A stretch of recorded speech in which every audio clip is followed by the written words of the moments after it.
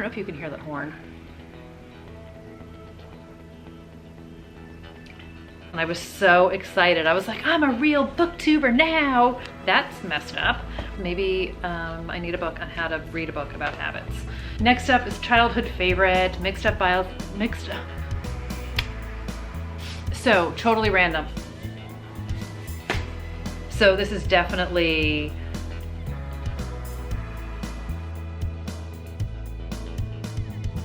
hi everybody, it's Audrey and welcome back to Chapter and Converse.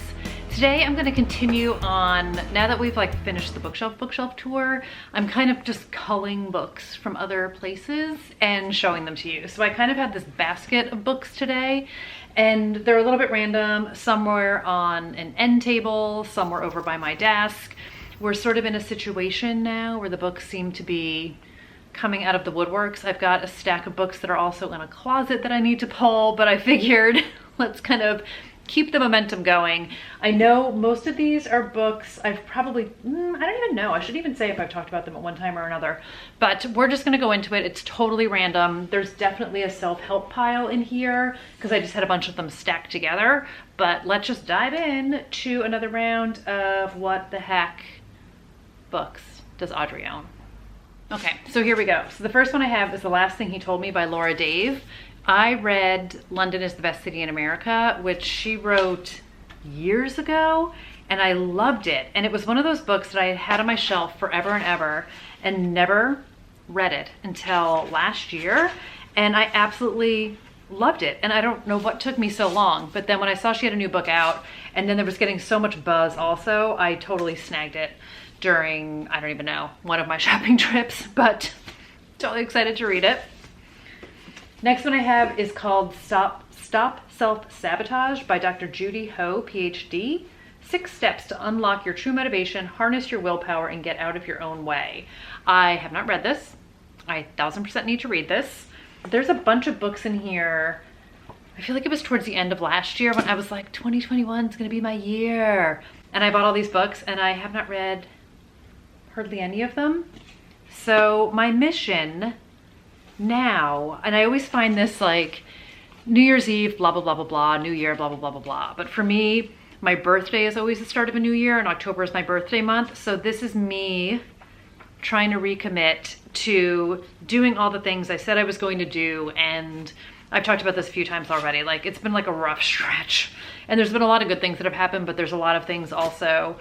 I also feel like anytime a birthday rolls around and end of the year, you sort of reassess where you were a year ago and are you where you thought you would be or where you want to be, or do you want to be someplace different than you had been? So there's a bunch of self-help books here, but I definitely am very good at self-sabotage, and particularly when it comes to my writing and focusing on things that I love and procrastinating on the creative side of my life, which is crazy because I love it, but I also do a really good job of not committing to things that I say are important to me, my writing. So I'm hoping this will help me. And then sort of in that same vein, let's just do them all at once. So the Gary John Bishop series. So I've talked about these books before. Stop doing that shit, un-F yourself and do the work. So Do Your Work is the workbook one. I haven't done this yet. So I read both of these books last year. This one, can you see this? I want to say I did this in December. I'm gonna it's not gonna focus. Basically this entire book is underlined and tagged, and I should do what I said I was going to do and get out of your head and into your life. I didn't stick with it. So this one is like the workbook and it has you sort of write out and commit goals and make promises to yourself. So it's actually kind of good I'm doing this thing to show you guys because it's reminding me what I have and what I need to do. Next up is one of my favorites, which is from the Mixed Up Files of Mrs. Baisley Frankweiler by E.L. Koenigsberg. This is brother and sister who run away to the Metropolitan Museum and they live there and they hide out there and have all these great adventures. I read this when I was a kid. We used to go to the Met a lot and I just absolutely love everything about this book. And I reread it this year for middle grade March. Love it. Next up is Untamed by Glennon Doyle. I've also heard great things about this. I've listened to so many podcast interviews with her, and there was one in particular with Sophia Bush that I loved. And I almost feel like I listened to so many podcasts about it, but then I never picked up the book. I mean, I don't feel like it, I know it. So this is nonfiction, and it says, this is how you find yourself. Theme going on here. Not self-help, but Help Me, You Love Me by Carolyn Kempness, book number 3 in the You series. So Sarah from Sarah's Nightstand, when I had asked her about it, because she like went on pub day and bought it and did her whole vlog about it, and I was like, should I get it? And I feel like this was like a buy one get one, or like 2 for 3 or something kind of a thing, and she was like, totally get it. So I did, and I need to read it, and I'm excited for it. I love Joe Goldberg. I don't know that anything is going to be better than You, but I'm always for giving it a try, so I'm excited for that. And then I have The Secret She Keeps by Michael Robotham. So I want to say, I don't know if this is part of a series. So there's, I feel like Good Girl, Bad Girl, which I have. I think it's called Good Girl, Bad Girl. And then like All Good Girl. I just picked up another one at Barnes & Noble. It was a deal. And again, I mean, I will come up with any excuse I can for buying a book, you guys know. And then I think this is a standalone. I don't even know, but I've heard really good things about him, so I have it. I don't know. Binge buying. And then I have Amor Towles' Rules of Civility. I had actually got this from my dad for Christmas one year. He passed it on to me. I am not thoroughly interested in this, but I'm also not disinterested enough to donate it yet. So this is 1937, Greenwich Village, jazz. I've heard some great things about it. I also have A Gentleman in Moscow somewhere, which I also got from my dad. So I don't know. I'm curious, but not, again, curious enough that I've dove into it yet. This was one of my most anticipated, and I'm embarrassed I haven't read it. So this is Girls with Bright Futures. This is Tracy Dobemeyer and Wendy Katzman. I've talked about this here. This is like a college admissions scandal type of a thing. So this is 3 women, 3 daughters, and a promise that they'll each get what they deserve. So I feel like this is great fun, and I should be reading it. I'm actually gonna put this over with my academia books. Okay, next up is Unspeakable Things by Jess Lowry. I also have Bloodline somewhere, which I want to say is her first book that I've heard great things about, and these are supposed to be like really dark and creepy. I feel like this is another great one for this time of year. This says Don't Go in the Basement, inspired by a terrifying true story, a heart-pounding novel of suspense about a small Minnesota town where nothing is as quiet or as safe as it seems. So this is 1980s Minnesota, and I feel like Unspeakable Things is also maybe 80s or 90s? I don't know. I kind of want to read that now though. Okay, Moonflower Murders. I don't know why there's a post-it note on the cover of this book, but this is the second book after Magpie Murders. So this is Anthony Horowitz. I am 1000% going to read this. This is chunky. I got this for Christmas last year. I obviously haven't read it yet. I don't know if this is a book within a book. I feel like it probably is, just like the first book is, but I loved Magpie Murders, so I have high expectations for this one. I bought this book forever ago. This was part of my like, help me decide what to buy, and you guys said I should buy this book, and I did, and then I didn't read it. Maybe You Should Talk to Someone by Lori Gottlieb, a therapist, her therapist, and our lives revealed. So Lori Gottlieb is a therapist. She talks about her experiences, not so much about, like, she doesn't divulge anything about her patients, but about her being a therapist and then her talking to a therapist. So I think this is like definitely self-help. Definitely I'm going to take a lot away from this one. And I've heard like so many people talk about how great it is, and I'm going to read it. Next up is Sherry LaPina, The End of Her. I'm a big fan of hers. I haven't read this one yet, so I have all of her books. And I just love like the domestic, suburban suspense that she's got going on. And I just find her books really interesting. So I picked this one up. This came out last year, I want to say, and I have it. Next up is another self-help. This is Gabrielle Bernstein's Judgment Detox. So I started reading The Universe Has Your Back earlier this year, and I just stopped because I'm garbage at sticking with self-help books. I think probably because like it forces you to look inside, and I just wasn't in the mood for it. So this is a book that she wrote earlier than that. I don't know if this was right before Universe Has Your Back, but I was listening to, she has a lot of like Instagram stories. She has a YouTube channel, and I enjoy her advice and her perspective on a lot of things. So I picked this one up, and I haven't read it yet. Of course, Taylor Jenkins Reid, One True Loves. So I originally listened to this on audiobook, and I snagged a copy of it because I wanted to have it in my life. So this is about Emma and her high school sweetheart Jessie. So they are from Massachusetts, they move out to LA, and then on their first wedding anniversary, Jessie is on an assignment in the Aleutian Islands when his helicopter goes missing over the Pacific. Just like that, Jessie is gone forever. So Emma winds up going back to Massachusetts, and she's with her family, and she's trying to recover from the fact that her husband has disappeared, and she winds up like quitting her job in California and working at the family bookstore, and she winds up running into an old friend, Sam, and they fall in love and they get engaged, and then she finds out that Jessie is alive. So now she has a husband and a fiance, and like, what's a girl to do? This was so good. I know a lot of people had some issues with the triangle relationship in this book. I loved it. Taylor Jenkins Reid can do no wrong. And then this book I've had forever, and I don't want to get rid of it. It's called The Good People of New York by Thisbe Nissen. This is actually short stories, and one of the reasons why I love this book is the cover of it, and it's like all the subway stops, you know, are highlighted in the different colors, which I just think is just so great. And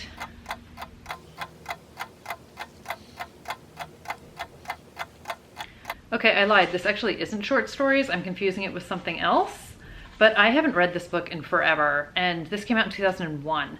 I definitely think this is like a book that went over my head at the time, but I've always wanted to reread it and revisit it, so I've held on to it. So I've got that. And then we have a classic, Catcher in the Rye. I have an old beat up copy of this, and then I got a new, not like recently got it new, but I have a new copy of it because the one I have is all falling to bits. So this is the Centennial Edition. So pretty. Love that book. This was like a game changer for me in high school when I read it.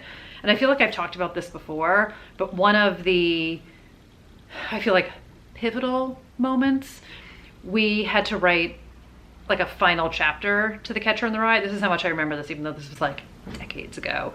But we had to write another chapter to the end of the book and close out the book, and you had to like write like you were Holden, and you had to write in Salinger's writing.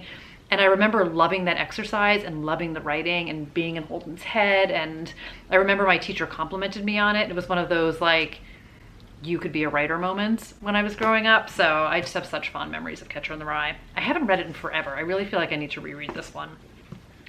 And then I have Who We Are by B.M. Carroll, All Is Not Forgiven. This was 1000% one of those book depository down a rabbit hole kind of a situations. And it's 20 years after they went their separate ways, friends and enemies are coming together for their school reunion. So this is definitely dark and messed up friendships. As the reunion nears, anonymous threats are made and a terrible event that binds the group together begins to resurface. Everyone in their own way is guilty and someone wants revenge. So yeah, kind of totally up my alley. And then I wound up picking up Crystal Sutherland's A Semi-Definitive List of Worst Nightmares. So she wrote House of Hollow, which I totally loved. And I immediately was like, let me get on Amazon and find her old books. And I did, and then I haven't read it yet. So this is one of them. And then I also have Our Chemical Hearts. I don't know if it's in this pile. It's somewhere. I wound up getting both of the books, and I will read them because I really enjoyed her writing. And then again in the self-help category, Get Off Your Butt by Sean Stevenson. And this is How to End Self-Sabotage and Stand Up for Yourself. More self-sabotage. I have, this is not self-help, but this is nonfiction. So this is Adnan's Story by Rabia Chowdhury. So this was the search for truth and justice after Serial.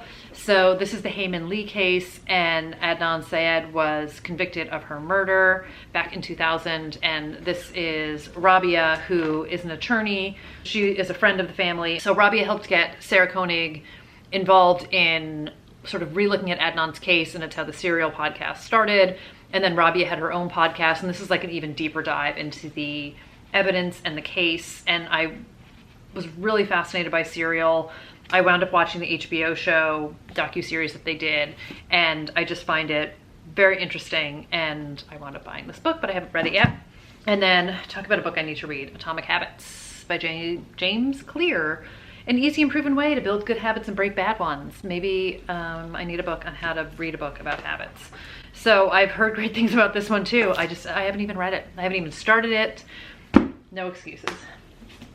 Okay, next up I have Jackpot by Nick Stone. So she wrote Dear Martin, which I very much enjoyed, and I haven't read Dear Justice yet, but I want to, gotta get on that. And then has nothing to do with either of those, but this is about like a lottery ticket. And I think this is like, I don't know if it's like a group of friends who are gonna split the winnings or what it is, but it's YA also. So I'm not totally sure the entire storyline, but I very much enjoyed her writing. She's also a really interesting author to listen to with writing advice and career publishing industry advice. I very much enjoy her. And then I have The Firekeeper's Daughter by Angeline Boulet. I want to say, yeah, I think it's Boulet. And I've heard such great things about this. This is another stunning cover. And I have like, this is one of those books where I got it and I was like, oh, I want to savor it for the fall. And now I like find it in this pile here and I'm like, my God, it's the fall. So I'm also going to pull this one out and put it on my pile over there. So this is like a mystery, but I don't think it's like hardcore thriller, but I think it's kind of dark. Yes, we have a shocking murder thrusting her into an FBI investigation. So she goes undercover. Yeah. So this says, it's an electrifying thriller layered with a rich exploration of the modern Native experience, a reckoning of current and historical injustices, and a powerful celebration of community. So again, I've heard great things about this one, and I'm excited to read it. Okay, a book that I talked about a long time ago, I feel like. So I got the signed edition. I pre-ordered this from a local bookstore here, and this is A Bright Ray of Darkness by Ethan Hawke, and I got this from Oblong Books. So if anyone is looking for a good indie bookstore in the New York area, not that you have to be in the New York area. So this is in Rhinebeck, New York. I will list their stuff down below, but this is a signed first edition of Ethan Hawke. I feel like you can't see it.